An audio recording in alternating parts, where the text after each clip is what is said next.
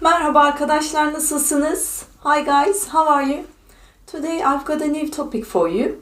You're going to learn days, months and seasons in Turkish. Of course, there will be plenty of example sentences. This is classic for my lessons and perhaps there might be some extras. Before starting, don't forget to hit the like button and hit that bell for notifications and subscribe for me. So let's start. Haftanın günleri. Haftanın günleri. Days of the week. Pazartesi. Pazartesi. Monday. Pazartesi. Salı. Salı. Tuesday. Salı. Çarşamba. Çarşamba. Wednesday. Çarşamba. Perşembe. Perşembe. Thursday. Perşembe. Cuma. Cuma. Friday. Cuma. Cumartesi. Cumartesi. Saturday. Cumartesi. Pazar. Pazar. Sunday. Pazar. Let's continue with the months. Ocak. Ocak. January. Ocak. Şubat. Şubat. February. Şubat. Mart. Mart. March. Mart. Nisan. Nisan. April. Nisan. Mayıs. Mayıs. May. Mayıs. Haziran.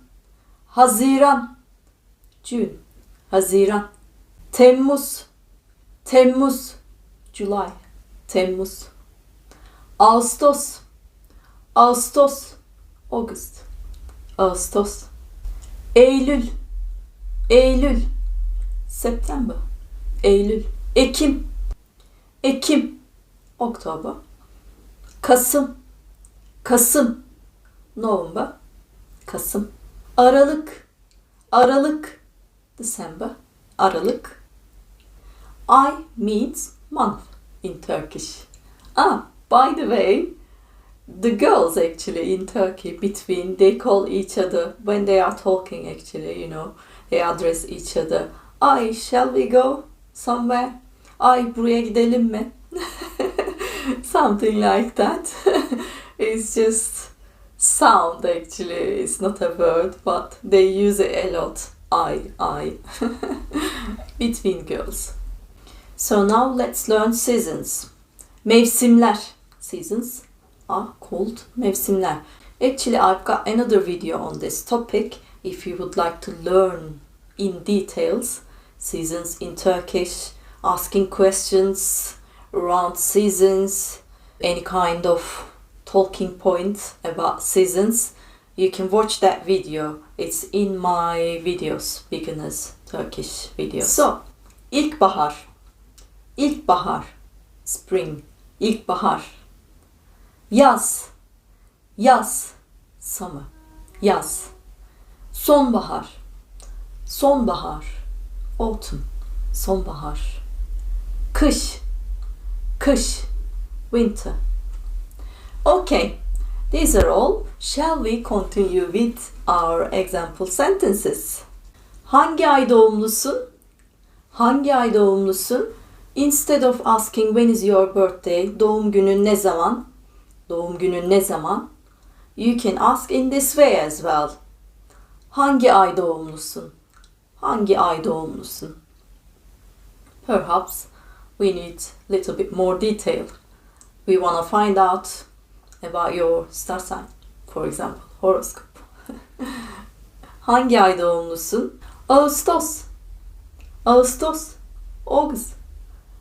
Benim doğum günüm Ağustos'ta. Doğum günüm Ağustos'ta. Benim doğum günüm Ağustos'ta. Or Ağustos 1990 doğumluyum.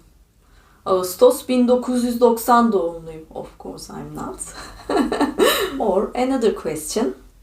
Sınavın hangi aydaydı? Sınavın hangi aydaydı? What month was your exam? Sınavın hangi aydaydı? Onların düğünleri ne zamandı? Düğünleri ne zamandı? When was their wedding? But you can ask what month was their wedding as well. Düğünleri hangi aydı?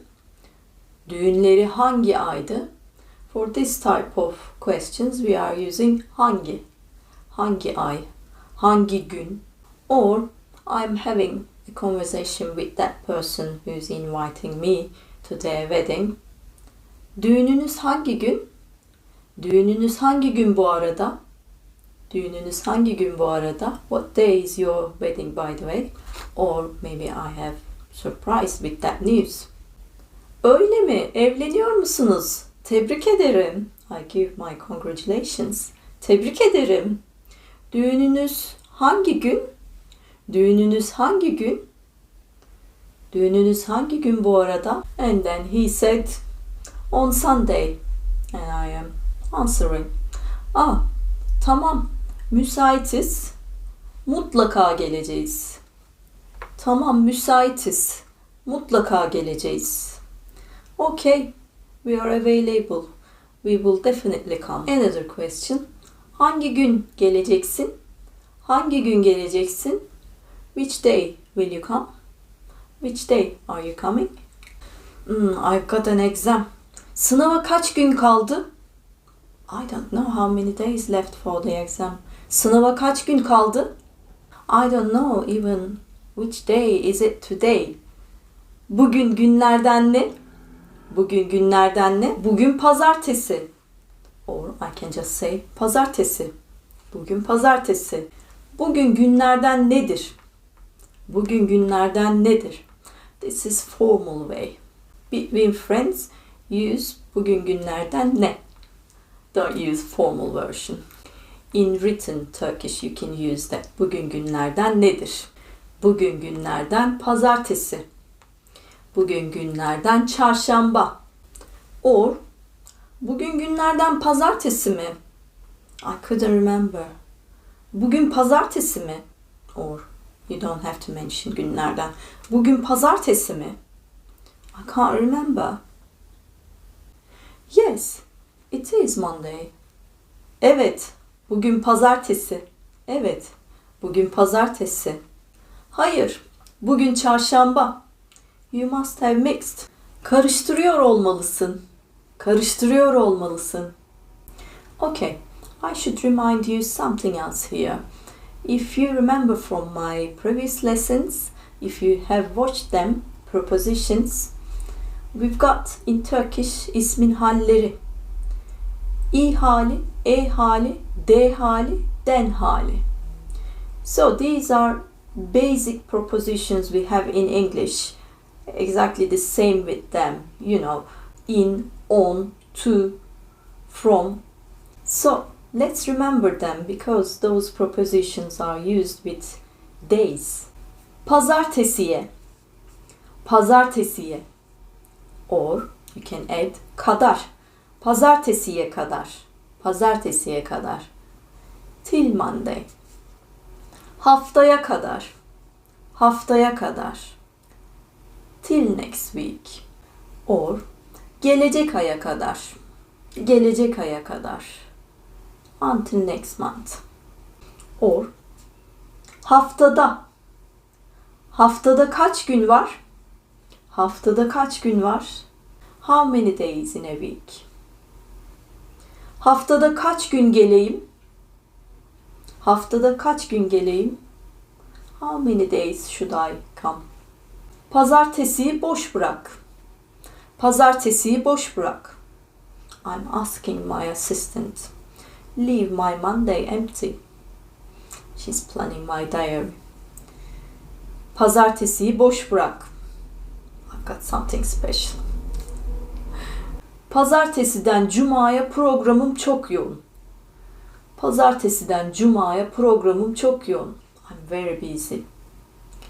My schedule is very busy from Monday to Friday. My schedule is very busy. Pazartesinin işini Cuma'ya bırakma. Nin işini, pazartesinin. Pazartesinin işini cumaya bırakma. Don't leave Monday's work to Friday. Don't leave Monday's work to Friday. Pazartesinin işini cumaya bırakma. Pazartesiden itibaren. Pazartesiden itibaren. From Monday. Okay, let's continue. Gün means day. Günler means days. Günler. Hafta means week. Haftalar means weeks. Plural. Hafta sonu weekend. Hafta içi weekdays. Hafta içi. Her gün every day. Her gün. Bugün today. Yarın tomorrow. Yarından sonra after tomorrow. Yarından sonra. Bir sonraki gün the next day. Çarşambadan sonra after Wednesday. Sabah morning. Akşam evening. Gece night. Öğlen or öğleyin noon. Öğleden sonra afternoon. Öğleden sonra. Gelecek hafta next week. Gelecek hafta. Bir sonraki hafta the week after. Gelecek ay next month. Bir sonraki ay. We've said dan sonra, çarşambadan sonra. We've got dan beri.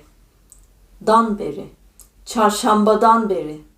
Pazartesiden beri. Geceden beri. Since the night. Okay, these are all from me. I think you have learned quite a lot for today, beginners. Okay, please don't forget to hit the like button and subscribe and share this video with your friends. I'll really appreciate all these efforts. They will return you with a lot of nice videos on different topics. See you later. Görüşmek üzere. Görüşürüz. Hoşça kalın.